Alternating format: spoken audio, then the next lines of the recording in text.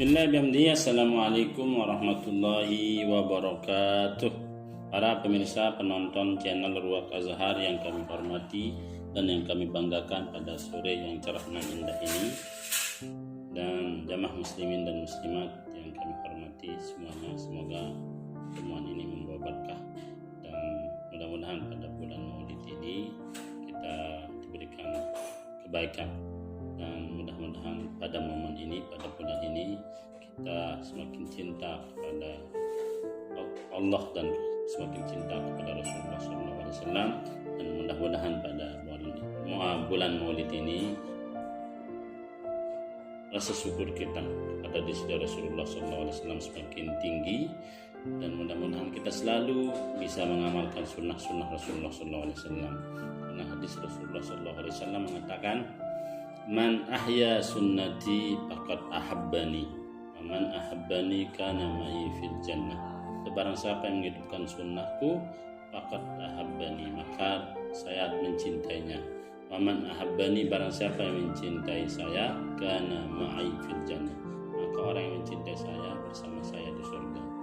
Karena Rasulullah SAW juga mengatakan, "Anta ma'aman ahbabta," engkau bersama orang yang kamu cintai. Mudah-mudahan kita mencintai Rasulullah SAW membawa kita ke surga.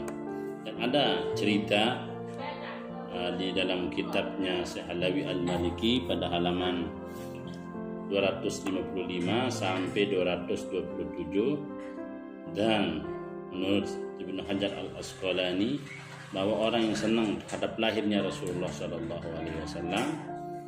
pasti dalam surga, terutama dengan beriman, dengan se-Islam namun senang aja bersama Rasulullah, pasti dalam surga. Dan orang kafir juga kalau senang terhadap Rasulullah SAW diringankan siksaannya. Contohnya dalam kitab Syekh Alawi Al-Maliki halaman 255 sampai 227 di dalam kitab Az-Zahairul Muhammadiyah, beliau mengatakan ada orang kafir yang bernama Abu Lahab, pamannya di sisi Rasulullah SAW. Ketika lahir Rasulullah SAW, saking senangnya, ayol hadirun wal hadirat, beliau membebaskan budaknya bernama Suwaibah. Beliau menyembelih kambing saking senangnya kepada sisi Rasulullah SAW. Suwaibah niki termasuk orang yang menyusui kedua setelah ibunya Siti Aminah. Karena yang menyusui di sisi Rasulullah SAW ibunya ketika masih hidup, ketika ditinggalkan oleh ibunya dalam keadaan yatim piatu masih kecil, lalu tempat menyusunya Suwaibah, yaitu budak yang dibebaskan Abu Lahab ketika di sisi Rasulullah SAW. Yang ketiga tempatnya menyusu di sisi Rasulullah SAW adalah Halimatus Sa'diyah, dan keempat adalah Ummu Aiman. Jadi Suwaibah niki dibebaskan oleh Abu Lahab, itu faktornya, itu penyebabnya, kata Ibnu Abbas, pamannya di sisi Rasulullah SAW, bermimpi melihat Abu Lahab. Ditanya, "Apa, di mana kamu wahai Abu Lahab?" "Oh, saya di neraka. Tapi saya hari Senin dibebaskan siksaan saya dan keluar dari jari jemari saya air susu.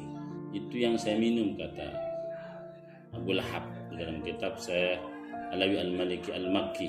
Itu menunjukkan dengan senang ojok maulid dengan kepirdon ringan siksaan. Apalagi orang-orang yang soleh, apalagi orang-orang yang rajin beribadah, apalagi dia seorang ulama.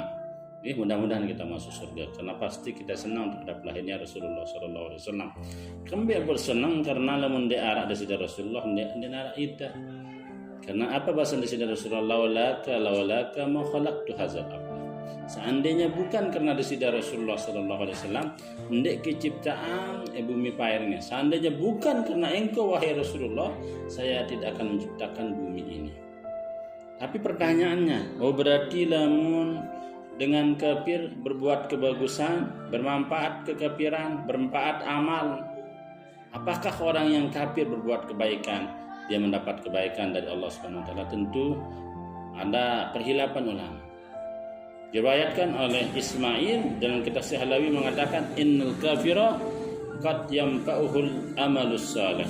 Sesungguhnya orang kafir itu bisa memberikan manfaat kepada, bisa memberikan manfaat kepada orang yang kafir itu sendiri. Innal kafira qad yanfa'uhul amalus shalih.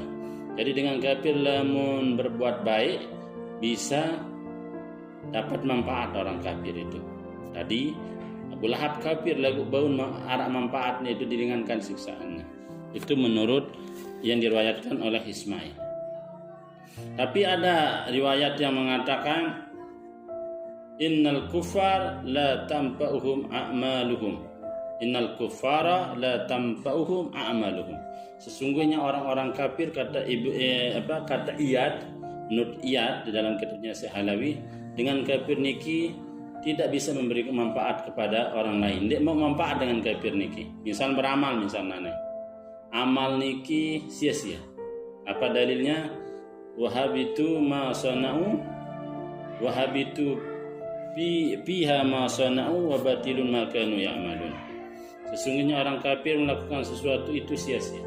Apa yang dikerjakan orang kafir sia-sia dan batal apa yang mereka amalkan. Berarti lamun beramal dek no pahala dengan kafir niki. Lagu kembek Nabi, kan Nabi niki zaman dulu, yaitu waktu lahirnya dari Rasulullah SAW. Abu Lahab senang lagu mau keringanan. Jawabannya tentu Abdul Hafiz mengatakan khususiyat untuk Nabi ikroman. Berarti mau Nabi misal dengan kan Abu Lahab niki mau senang jelo Senin tuh senang gara-gara dari Rasulullah SAW lahir, senang bahwa beliau hari Senin ini memerdekakan Suwaibah, memerdekakan budak bernama Suwaibah dan menyembelih kambing. Karena senangnya itu, kata Abdurrahman, beliau dibebaskan siksaannya pada hari Senin. Itu sebagai ikraman atau tapadulan li Rasulillah sallallahu alaihi wasallam. Bukan berlaku kepada semua umat. Ya Basan Abdurrahman. Berarti orang kafir bisa memberikan manfaat khusus untuk di sisi Rasulullah sallallahu alaihi wasallam. Dengan kafir ini mau manfaat sebagai ikraman, sebagai kemuliaan dari di sisi Rasulullah sallallahu alaihi wasallam, sebagai kelebihan di sisi Rasulullah sallallahu alaihi wasallam kepada orang kafir. Berarti ada dua pendapat. Ada yang mengatakan amal orang kafir itu walaupun berbuat baik kepada di sisi Rasulullah tidak bisa bermanfaat. Ada yang mengatakan bisa, termasuk yang dikutip oleh Abdurrahman dan yang dikutip oleh Syekh-Halawi Al-Maliki, atau yang diriwayatkan oleh sahabat yang mengatakan, termasuk Ibnu Abbas yang meriwayatkan adalah bisa orang-orang kafir itu mendapat manfaat, yaitu diringankan siksaannya. Mungkin sekedar ini yang bisa saya sampaikan. Maaf atas segala kekurangan. Allahumma fiq wal hadi ila sabilir rasyad.